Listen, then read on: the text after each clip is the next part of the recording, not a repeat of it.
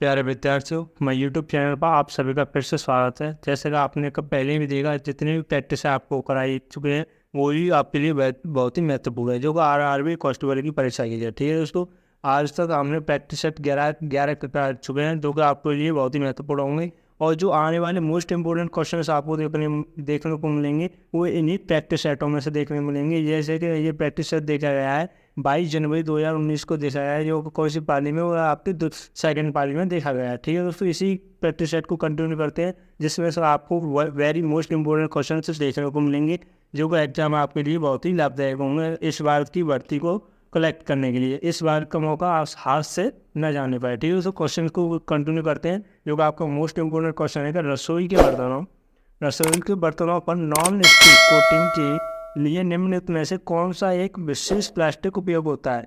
यानी जो रसोई के बर्तन होते हैं जो नॉन स्टिक होते हैं, वो उनके लिए कौन सी जो प्लास्टिक का यूज़ किया जाता है, वो very most important second option के साथ जाएंगे, जो राइट आंसर यानी आपका टेफ्लॉन है। ठीक है दोस्तों, इंपॉर्टेंट क्वेश्चन है, तो एग्जाम में आपको देखने को मिलेगा। अब बढ़ते हैं नेक्स्ट क्वेश्चन की तरफ। अगला क्वेश्चन है कि सौर कैलेंडर क्या है दोस्तों। सौर कैलेंडर में कितने राशि चक्रों का उल्लेख है, यानी कि जो मोस्ट इंपोर्टेंट क्वेश्चन है ये भी। तो जो उसका जो राइट आंसर होगा प्यारे बच्चों, वो आपका थर्ड आंसर के साथ जाएंगे, यानी कि 12।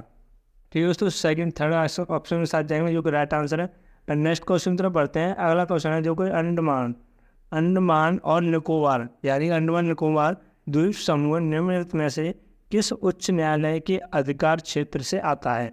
इंपोर्टेंट क्वेश्चन है, तो उसका जो राइट आंसर होगा प्यारे बच्चों, वो आपका सेकंड ऑप्शन के साथ जाएंगे, जो कि राइट आंसर यानी कलकत्ता उच्च न्यायालय। ठीक है दोस्तों, इंपोर्टेंट क्वेश्चन है। अगले क्वेश्चन की तरफ बढ़ते हैं। अगला क्वेश्चन है आपका, नीति आयोग अस्तित्व में आया, यानी कौन सी जो सन है या डेट है और कौन सा मंथ है जो नीति आयोग अस्तित्व में आया था। तो इसका राइट आंसर होगा प्यारे बच्चों, वो आपका 1 जनवरी 2015 को आया था। ठीक है दोस्तों, फर्स्ट ऑप्शन के साथ जाएंगे, जो कि राइट आंसर है। इसी तरह बढ़ते हैं नेक्स्ट क्वेश्चन तरफ, जो कि इंपॉर्टेंट क्वेश्चन है कि प्रस्तावित राष्ट्रीय उल्लेख विश्वविद्यालय किस राज्य में स्थापित किया जाएगा। यानी कि जो प्रस्तावित विश्वविद्यालय जो राज्य का, तो कौन से राज्य में स्थापित किया जाएगा, राष्ट्रीय खेल विश्वविद्यालय। तो इसका राष्ट्र आंसर होगा प्यारे बच्चों, वो आपको मणिपुर में किया जाएगा। ठीक है दोस्तों, सेकंड ऑप्शन के साथ जाएंगे, जो कि राइट आंसर है।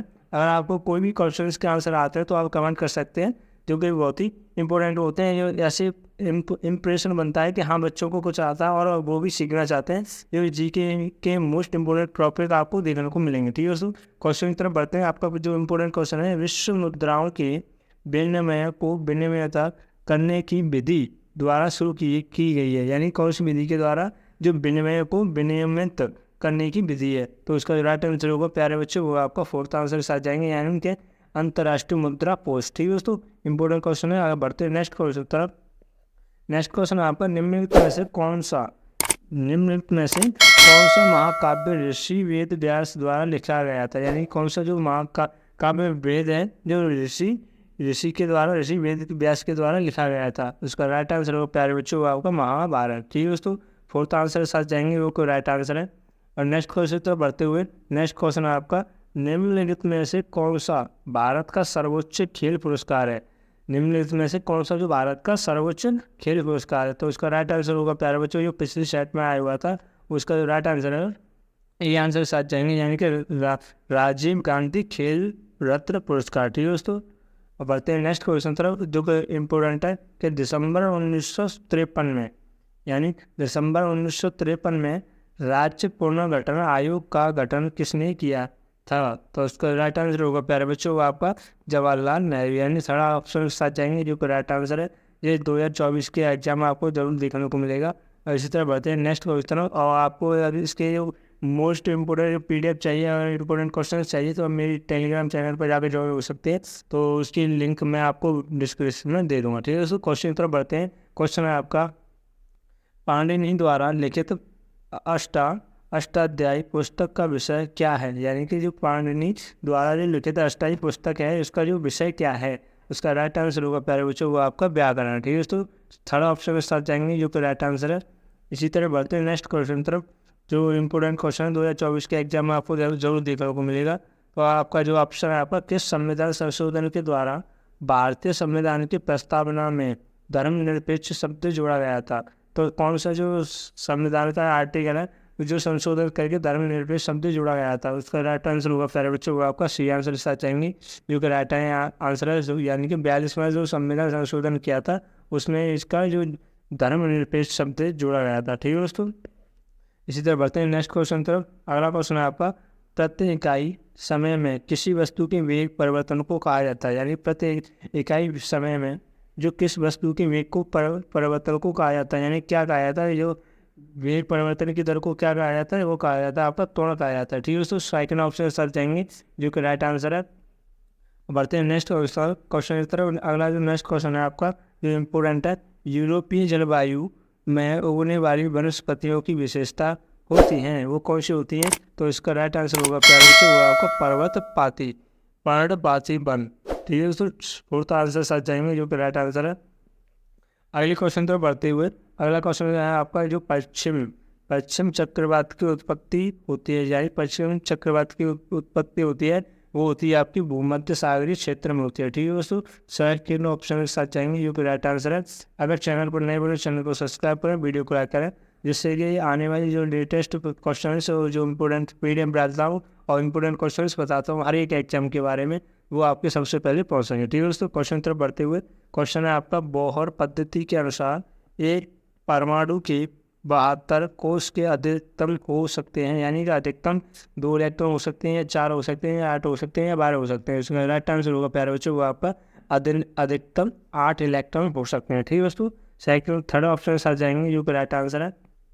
इसी तरह बढ़ते हैं अगले क्वेश्चन तरफ। अगला क्वेश्चन है, निम्नलिखित में से कौन सा रोग बैक्टीरिया द्वारा नहीं होता है, यानी कौन सा जो रोग है जो बैक्टीरिया के द्वारा नहीं होता है? तो इसका राइट आंसर होगा प्यारे बच्चों वो आपका हेपेटाइटिस ए।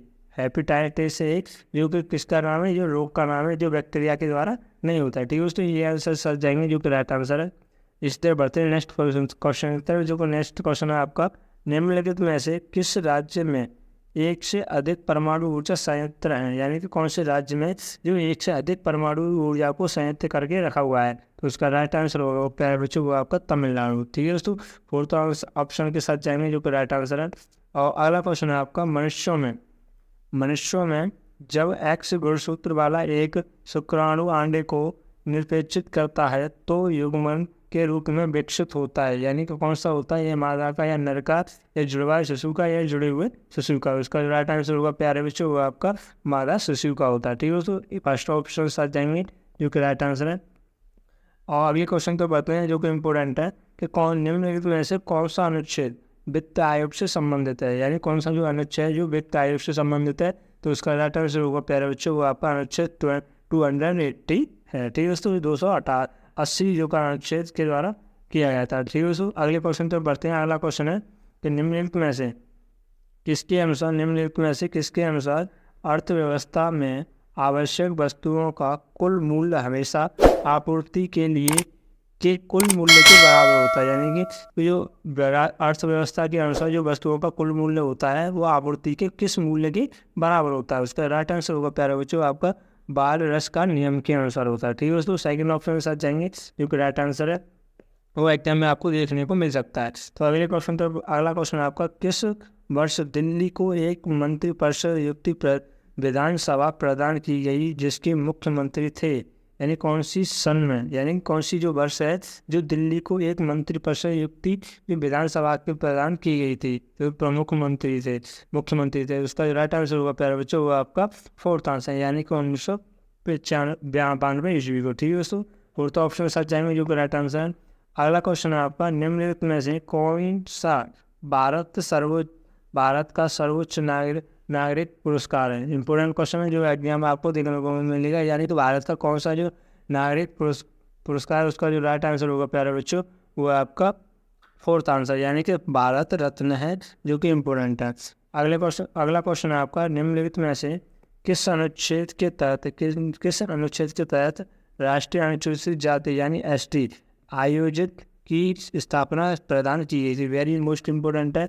तो यानी कि अनुसूचित जाति की जो आयोग की स्थापना की गई थी, प्रावधान किया गया था, वो कौन सा अनुच्छेद में किया गया है, कौन से अनुच्छेद के तहत किया गया था? उसका राइट आंसर होगा प्यारे बच्चों वो आपका सेकंड ऑप्शन, यानी कि 338 है, 38 अनुच्छेद के द्वारा किया गया था। ठीक है दोस्तों, अगले क्वेश्चन तरफ बढ़ते हैं जो कि इम्पोर्टेंट है। निम्नलिखित में से कौन सी समिति पूंजी खाता परिवर्तनीय से संबंधित है? उसका राइट आंसर होगा प्यारे बच्चों वो आपका SS तारापुर समिति। ठीक है दोस्तों, साइड में ऑप्शन साथ जाएंगे जो कि राइट आंसर है। ये एग्जाम में अक्सर पूछा भी नहीं जाता है, तो अब ऐसे क्वेश्चन को छोड़ के यहाँ कोई दिक्कत नहीं है। और आगे क्वेश्चन तो बढ़ते हैं जो कि इम्पोर्टेंट है। तो भारतीय रेलवे के दक्षिणी क्षेत्र का मुख्यालय है।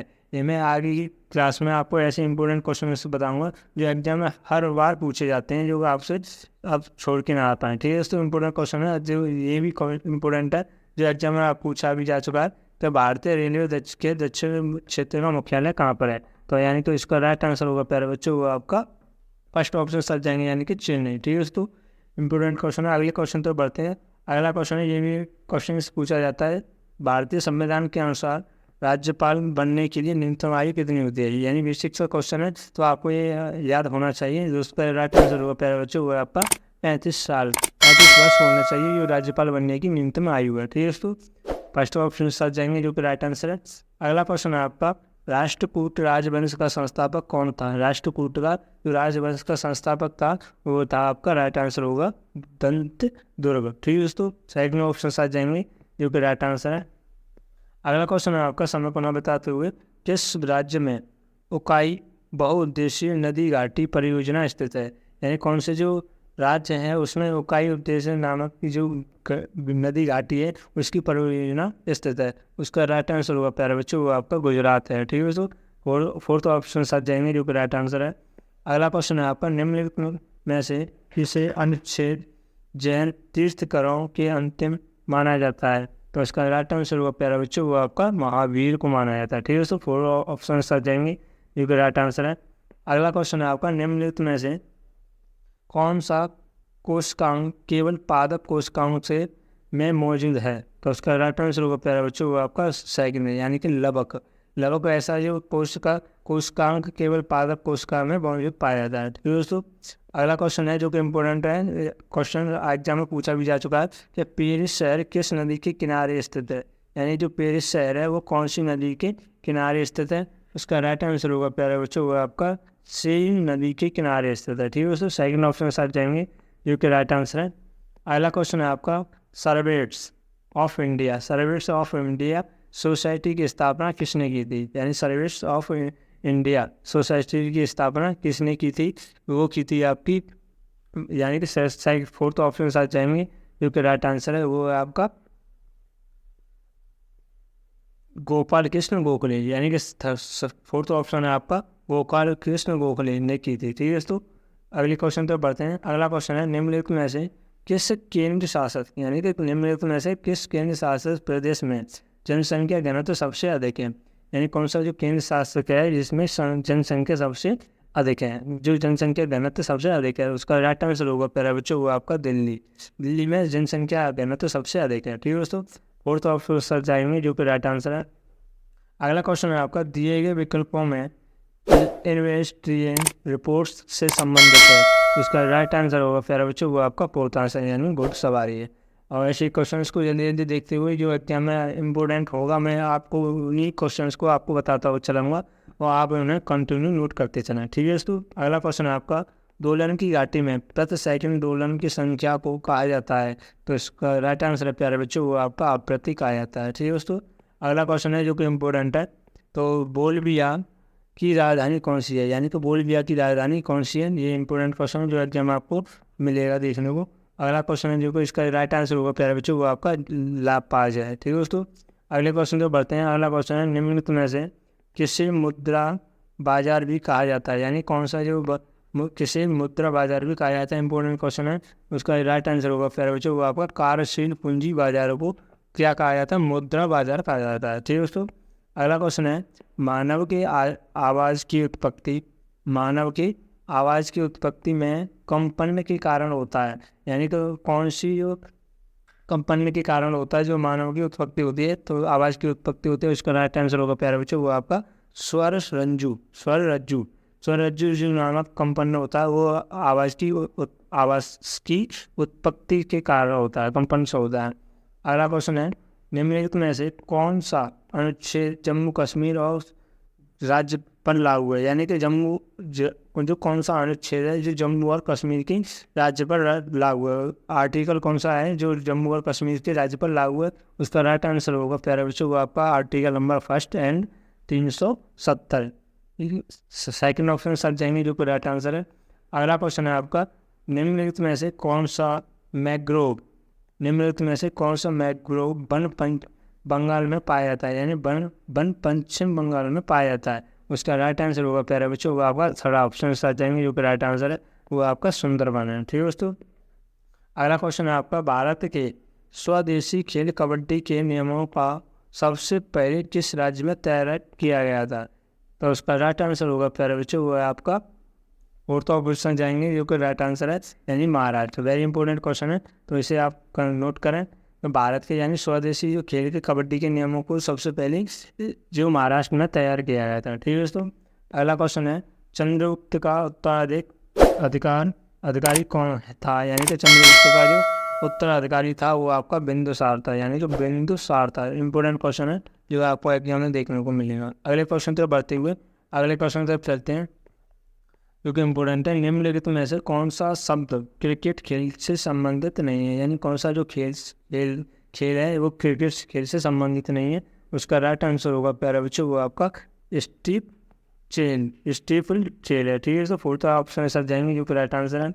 निम्नलिखित में से कौन सा हॉकी का एक मौलिक कौशल नहीं है, ये जितने भी खेल से संबंधित आपको क्वेश्चन से प्रैक्टिस सेट में देखे जा रहे हैं, पिछले ही प्रैक्टिस सेट में भी आ चुके हैं, तो आपके लिए वेरी मोस्ट इम्पोर्टेंट है। ठीक है दोस्तों। उसका राइट आंसर होगा प्यारे बच्चों वो आपका स्ट्रिंग। ठीक है। तो फोर्थ ऑप्शन साथ जाएंगे जो फिर राइट आंसर है। अगला क्वेश्चन है आपका, विश्व प्रसिद्ध मालूजी उत्सव में मनाया जाता है, यानी कौन से राज्य में मनाया जाता है, उसका राइट आंसर होगा प्यारे बच्चों वो असम में मनाया जाता है। ठीक है दोस्तों।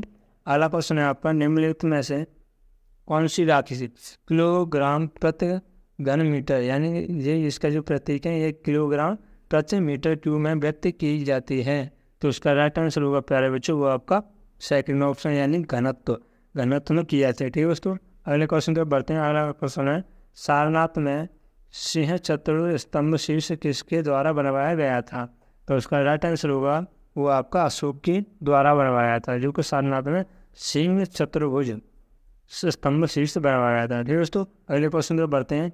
अगला क्वेश्चन है, निम्नलिखित में से कौन सा सरकार के लिए राजस्व व्यय नहीं करता है, यानी कौन सा जो सरकार के लिए राजस्व व्यय नहीं करता है, तो उसका राइट आंसर होगा प्यारे बच्चों वो आपका फोर्थ आंसर यानी कर संग्रह है। ठीक है दोस्तों। फोर्थ ऑप्शन साथ जाएंगे जो कि राइट आंसर है।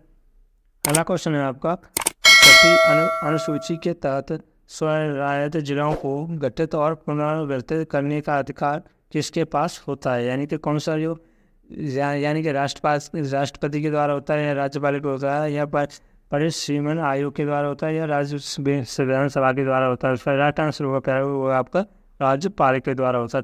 थर्ड ऑप्शन के साथ जाएंगे जो कि राइट आंसर है। अगले क्वेश्चन तो बढ़ते हैं जो कि लास्ट टाइम इंपॉर्टेंट क्वेश्चन है। तो अगला क्वेश्चन है आपका, रोहन घाटी में आने वाली ठंडी शुष्क हवाओं को कहा जाता है, उसका राइट आंसर होगा प्यारे बच्चों वो आपका मिस्ट्रल कहा जाता है। ठीक है दोस्तों। इंपॉर्टेंट क्वेश्चन है जो कि आपके एग्जाम में आपको देखने को मिलेगा। ठीक है दोस्तों। इसी तरह से आपको जो रीजनिंग की क्लास है आपके इस चैनल पर कंटिन्यू चालू हो चुकी हैं, तो आप इस रीजनिंग की क्लास को तैयारी को आप बरकरार रखें और इसी तरह चैनल पर नए बने चैनल को सब्सक्राइब करें, वीडियो को लाइक करें। इसी के साथ जय हिंद, जय Bharat. Thanks for watching video.